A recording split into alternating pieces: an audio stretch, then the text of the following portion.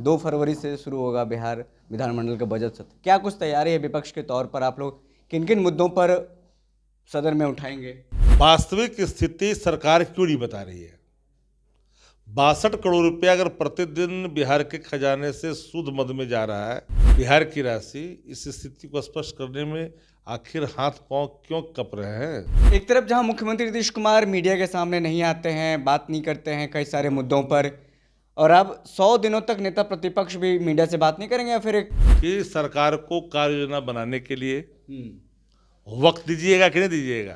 अब यहाँ पर कोई हत्या, लूट, बलात्कार जैसी घटना लगातार चल रही है। हर व्यक्ति सहमा डरा हुआ, जदयू भाजपा के लोग भी शिकार हो रहे हैं। ये लोगों ने क्या किया है? ये लोग वो पात्र हैं जिन्होंने केंद्र में बैठ करके बिहार की राशि को रुकवाता था। नमस्कार, दर्शक न्यूज में आपका स्वागत है। मैं हूं आपके साथ विशाल। 2 फरवरी से बिहार विधानमंडल का बजट सत्र शुरू होना है और तमाम मुद्दों को लेकर के बातचीत करेंगे। हमारे साथ राष्ट्रीय जनता दल के मुख्य प्रवक्ता शक्ति सिंह यादव है। 2 फरवरी से शुरू होगा बिहार विधानमंडल का बजट सत्र। क्या कुछ तैयारी है विपक्ष के तौर पर? आप लोग किन किन मुद्दों पर सदन में उठाएंगे? 2 फरवरी से ना चालू होने वाला है जी। जो सत्र होगा वो बजट सत्र है। कई बैठकें होगी, लबो लबाब 23-24 बैठकें होगी। जी। तो 23-24 बैठकों में बजट सत्र में विभिन्न विभागों के अनुदान मांगाएंगे। जी। उस पर सरकार के उत्तर भी होंगे, बहस भी होगी। लेकिन सबसे जो मौजूद सवाल है कि बिहार के खजाने का हालत क्या है। जी। बिहार के खजाने पर श्वेत पत्र जारी करने में बिहार की सरकार डर क्यों रही है? जी। क्यों डर रही है? वास्तविक स्थिति सरकार क्यों नहीं बता रही है। 62 करोड़ रुपया अगर प्रतिदिन बिहार के खजाने से शुद्ध मद में जा रहा है, बिहार की राशि, इस स्थिति को स्पष्ट करने में आखिर हाथ पांव क्यों कप रहे हैं।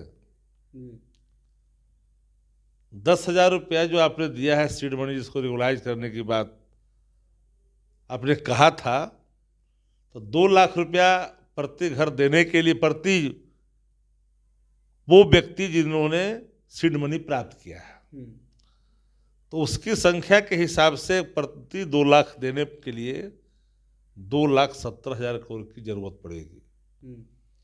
वो पैसे इनके पास कहाँ हैं, किस रूप में है? अभी हाल ही में आपने देखा होगा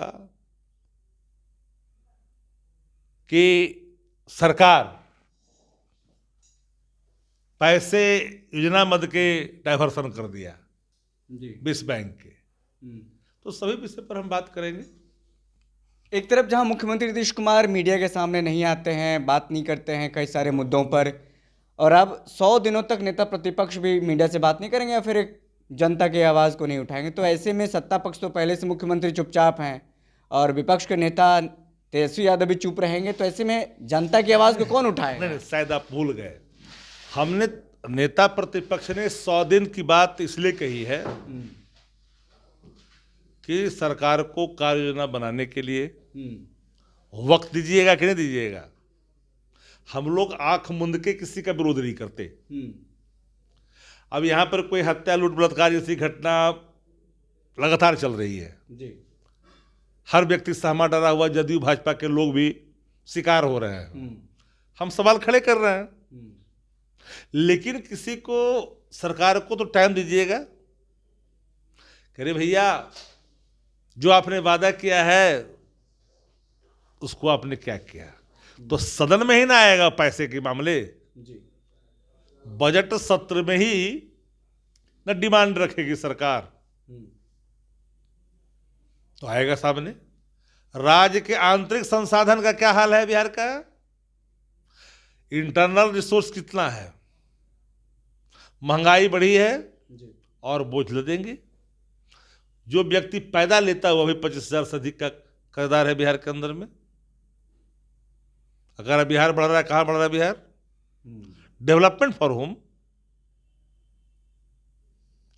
बिहार में विकास सर्टेन लोगों के लिए नहीं ना है, विकास आम लोगों तक कैसे पहुंचा।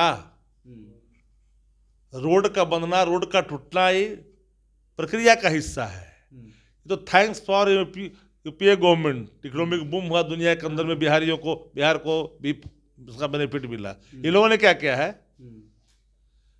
ये लोग वो पात्र हैं जिन्होंने केंद्र में बैठ कर करके बिहार की राशि को रुकवाता था।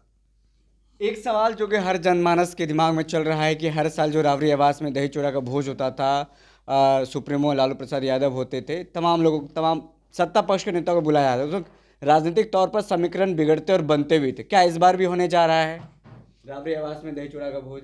प्रदेश अध्यक्ष ने तो कह दिया है कि होना ही नहीं है, और जब प्रदेश अध्यक्ष जब बोल दिए हैं कि 10 नवंबर में चूड़ा दही का आयोजन नहीं हो रहा है, तो फिर कोई मतलब नहीं है बात पर रखने की।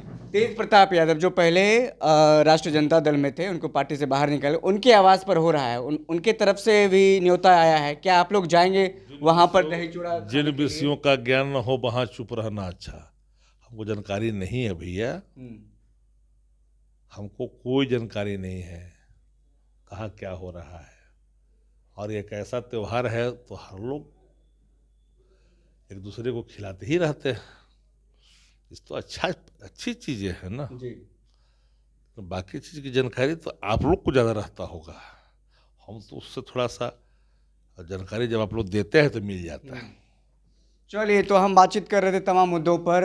इस बार दही चूड़ा का जो पर्व, मकर संक्रांति, सामाजिक सद्भाव का एक पर्व, जिसमें कई सारे जो राजनीतिक समीकरण बनते बिगड़ते हैं। इस दिन के बाद कई बार ऐसा देखने को मिला कि सत्ता बना भी बिगड़ गया, महागठबंधन की सरकार भी बनी उसके बाद। लेकिन इस बार ऐसा कुछ होगा या नहीं होगा तो देखना होगा। लेकिन इस बार राबड़ी आवास में दही चूड़ा का भोज नहीं होने जा रहा है।